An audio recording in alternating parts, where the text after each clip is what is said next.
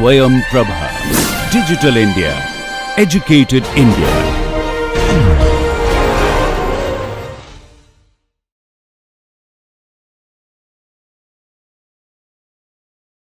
So let's go ahead.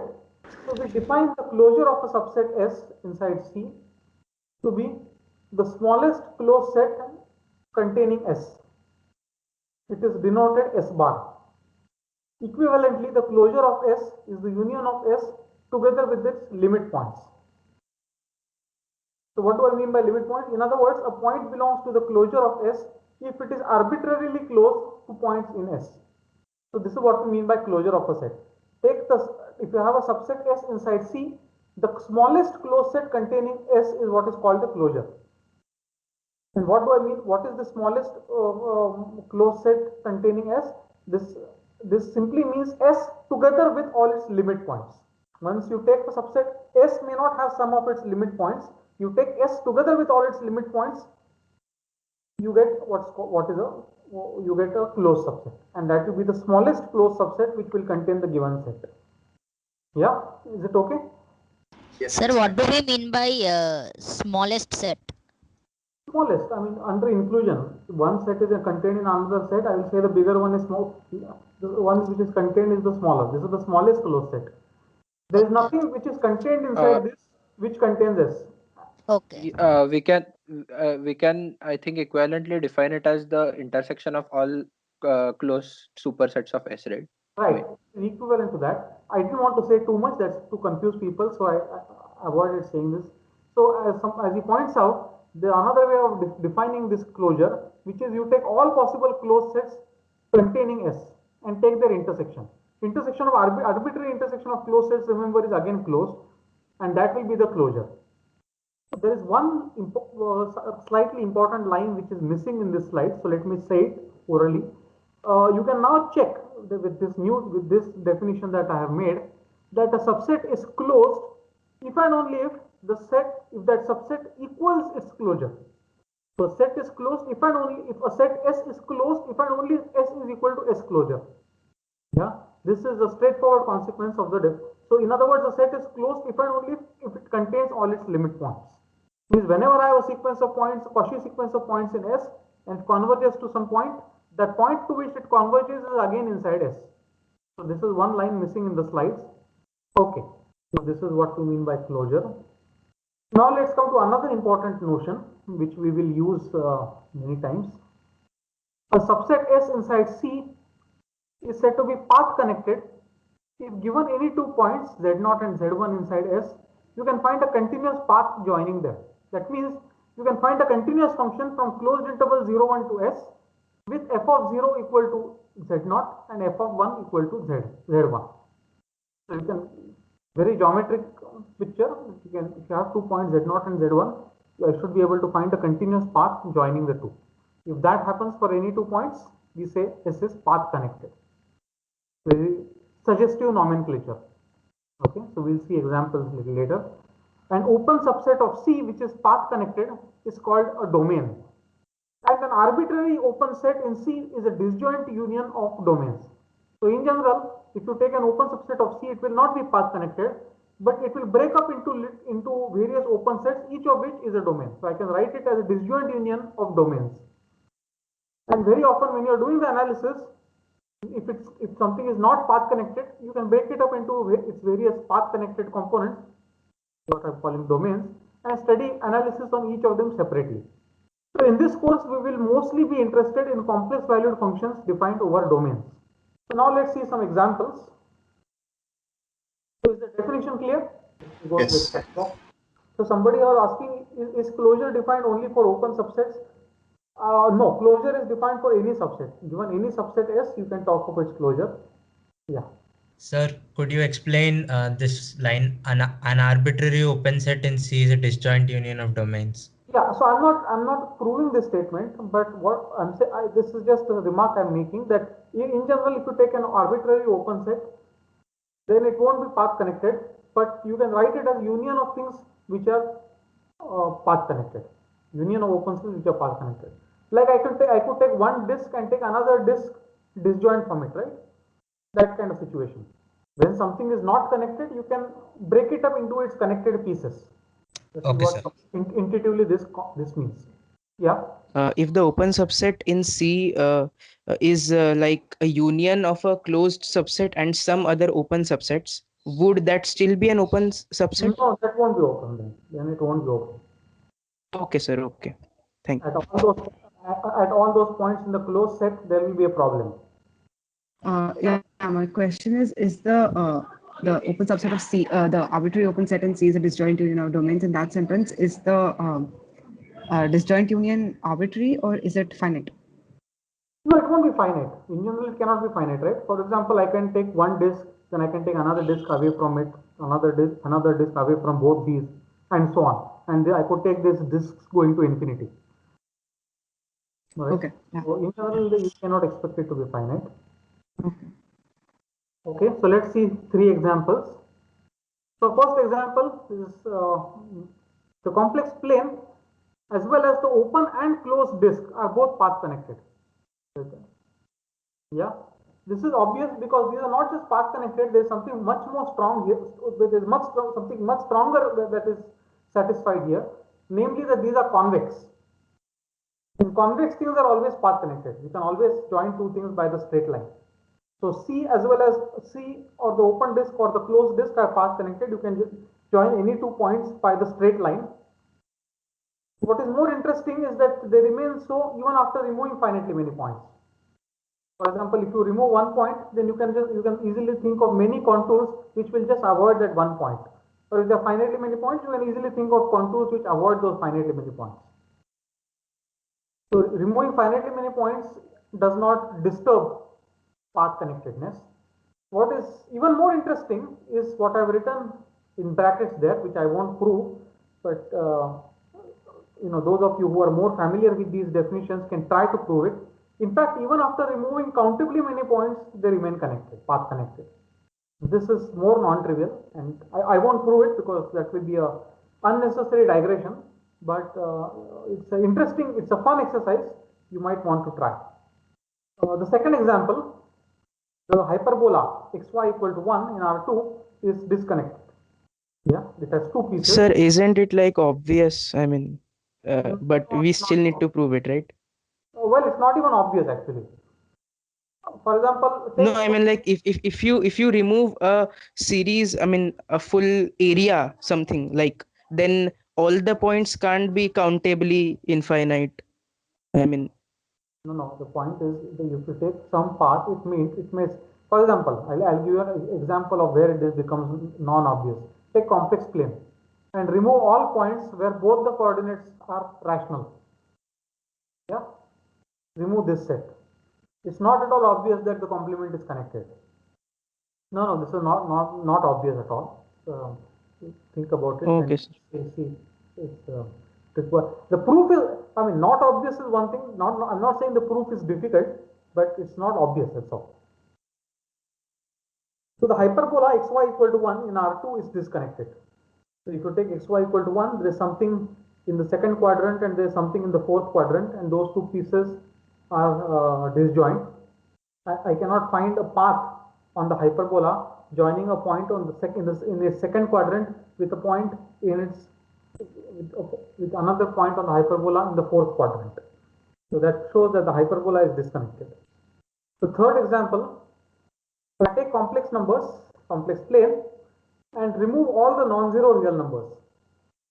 But I keep 0. I remove all I remove the entire x-axis with the exception of 0.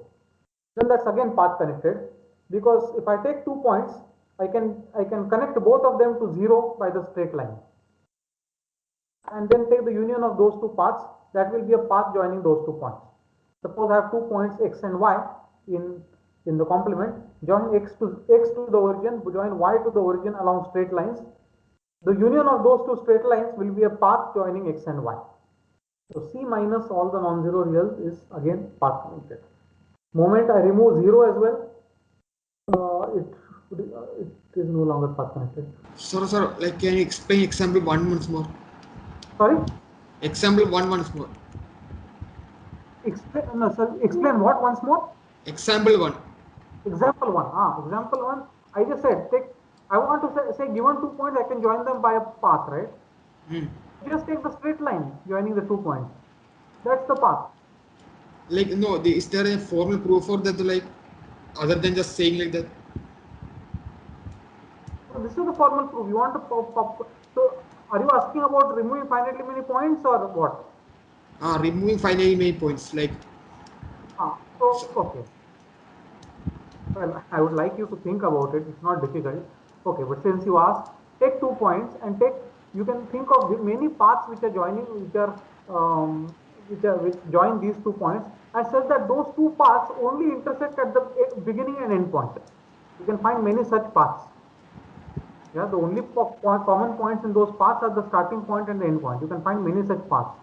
But such paths are infinitely many. And the points that you have removed are only finitely many.